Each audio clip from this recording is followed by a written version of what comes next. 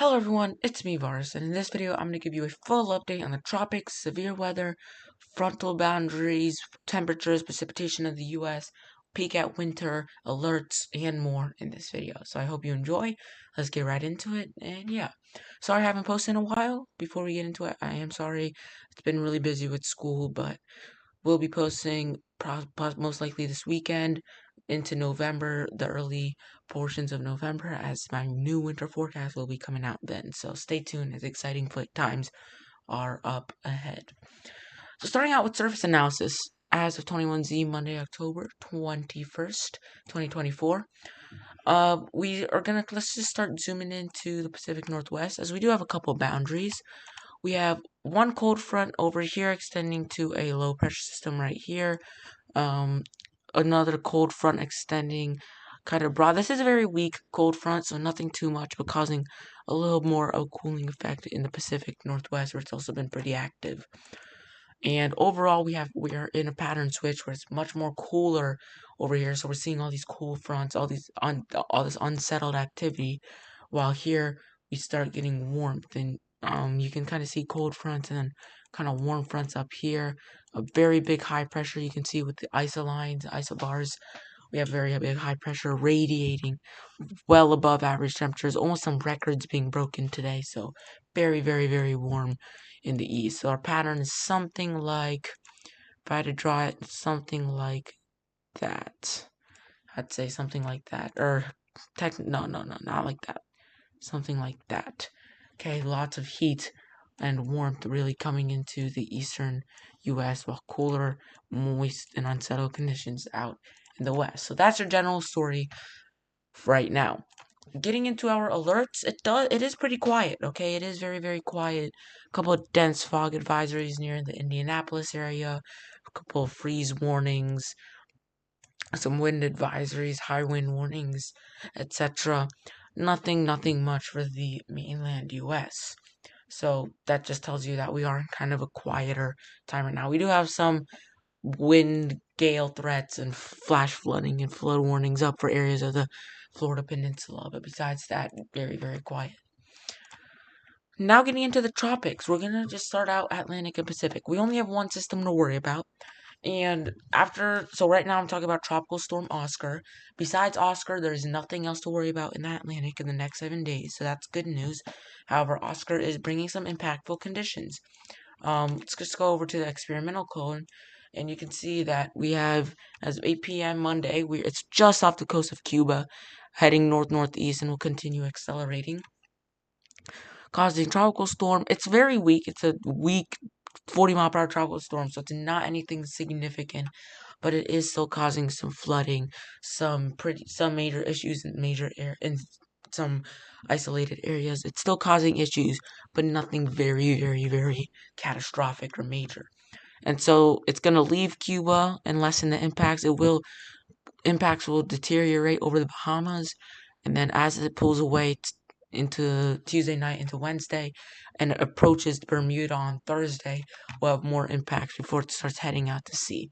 And it will maintain strength, maybe strengthen a little bit on its approach to Bermuda, and then we'll likely head out to sea. If we do want to take a look at some things, we could look at rainfall potential, for example, 8 to 12 inches, 12 to 16 inches. So it is causing some very, very heavy rainfall, and it's just a big swath of 4 to 6 inches is very likely. And then we can also take a look at wind history, and this kind of tells you how it was stronger and has started to weaken. So yeah, quick little update on Tropical Storm Oscar. Now talk about Tropical Storm Kristy. This is our current cone, experimental cone, just heading around due west right now pretty quickly, and eventually we'll start heading northwesterly, and we'll kind of just get out to sea, so no major worries. It will strengthen into a hurricane sometime into Wednesday, and will maintain that strength into the weekend, so that'll be interesting to watch, but overall, just a fish storm, nothing much to worry about. But however, it is kind of could be causing some choppy seas right along the Mexico coastline closer to the system. So just watch out if you are along the beach over there. So that is Tropical Storm Kristy. And And yeah, there may be a couple of islands in here that we can't really see, but no major impacts of Kristy. Okay, moving on. Let's talk about the U.S. The U.S.'s forecast. What's going on with the U.S.? And honestly, right now, nothing much. I mean, very, very, very quiet. And we do see that right now it's pretty active. Technically, it is really active in the Pacific Northwest, which is typical this time of year, and it is also kind of active in the central U.S. But besides that, very, very quiet. We're gonna speed through this, and you can see that overall remains pretty quiet. You just see the west being mainly active. We have been very dry over here in the east, and that has been a very, very major problem. Drought conditions, just almost a month we have been dry in some conditions in the northeast, and it's just been catastrophic. So we need rain, and it doesn't look like we're gonna get rain until maybe some chances this weekend, and then maybe as we get into a more active pattern getting into November, and eventually you start seeing those winter colors. I mean, winter is definitely coming, but this is kind of where we see where many models are indicating a pattern switch from warmth to cool back into the east. Some models disagree, but this is very, very far out. Getting into temperatures, we see warm conditions right now in the east, even in the west. We will get this little cooler shot, but then there's your pattern switch really starting to set in. Getting into next week, cooler than normal in the west, lots of warmth in the east, and as you can see, that kind of persists for a while before almost come switching towards the end of the model run. Warmth in the west and cooler in the east, something to watch out for. And then temperature outlooks, we do have our 6 to 10 day temperature outlook right here. Above average for the central U.S. and eastern U.S., below average for the western U.S., especially the Pacific Northwest. And so, yeah, well above average, causing, again, records possibly to be broken. And precipitation, well above over here in the north central areas, and Pacific Northwest, and overall western areas of the U.S., while eastern areas just dominated by below average temperatures, which is very, very big, as drought conditions will likely continue. Now, one thing I did forget to go to is Storm Prediction Center, and we're just going to do this on the fly. We do have a low marginal risk tornado threat, none really. There's a 5% wind threat and hail threat, so just some light, typical garden summertime storms, even though it's not summer anymore. Typical fall time storms. But overall, severe weather threat, not that active. I mean, another general risk of some stormy conditions, and that continues into the day 3 into areas of the Northeast and upper areas of the Mid-Atlantic and New England. But overall, Storm Prediction Center notes that severe weather has not been that major and has been very, very minimal in our weather forecasting. Now getting into the La Nina and CDAS Nina 3.4 index.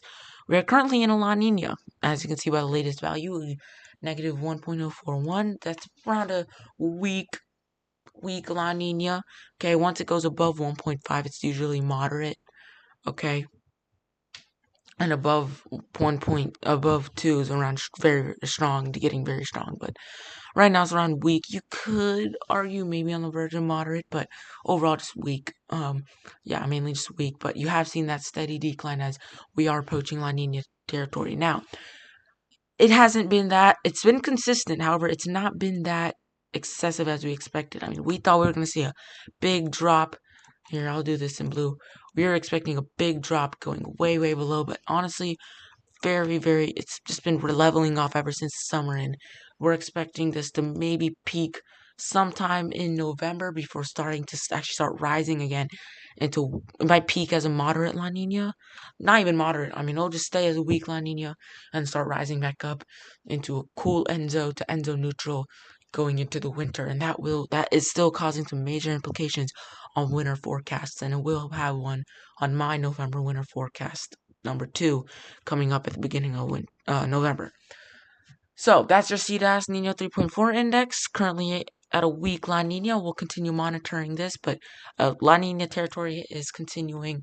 However, whenever it gets to its lowest peak and then starts rising again, will be a big factor determining our winter conditions. So I hope you enjoyed the video. Try to keep it informative. Try to get everything I can in one video. And yeah, I hope you enjoyed, and I'll see you guys all in the next one. Have a great rest of your day.